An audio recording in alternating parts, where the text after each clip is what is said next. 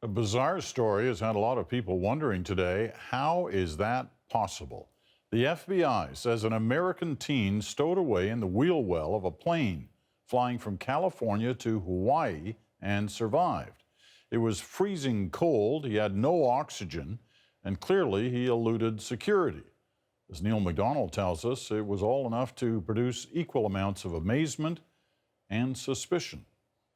The FBI says this teenager stowed away in the unpressurized, unheated wheel well of a passenger jet and then somehow held on for more than 5 hours in 45 below zero cold at nearly 11 kilometers above the Earth and lived.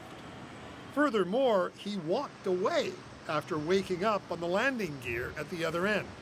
He hung from the wheel well and then he fell to the ground and regained some strength and stood up and started walking to the front of the aircraft. We asked him if he was hungry. We went out and purchased him a lunch, got him some water, gave him a bag of cookies. So he was okay. He gained some strength after having some refreshments. The 16-year-old had run away from home and was seen jumping the fence here at San Jose Airport in California.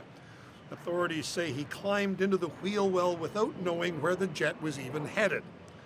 He told police he fell asleep, which would be inevitable. The plane climbed to 38,000 feet. Within a few minutes up at that altitude, the person would pass out, and usually they would not survive for hours on end up there. So it just boggles the mind. Skin freezes at about 40 below zero. It's much colder than that at 38,000 feet, and oxygen starvation, hypoxia, sets in at about 10,000 feet. And if they did survive, you would think that they would have frostbite and all sorts of problems associated with the cold up there. And yet, the Federal Aviation Administration has documented 2 cases of very high altitude stowaways surviving. Hydraulic lines in the wheel well generated some heat, it said, and the stable climb of the aircraft enabled gradual unconsciousness, said the FAA report. Hypothermia accompanies the deep hypoxia, preserving nervous system viability.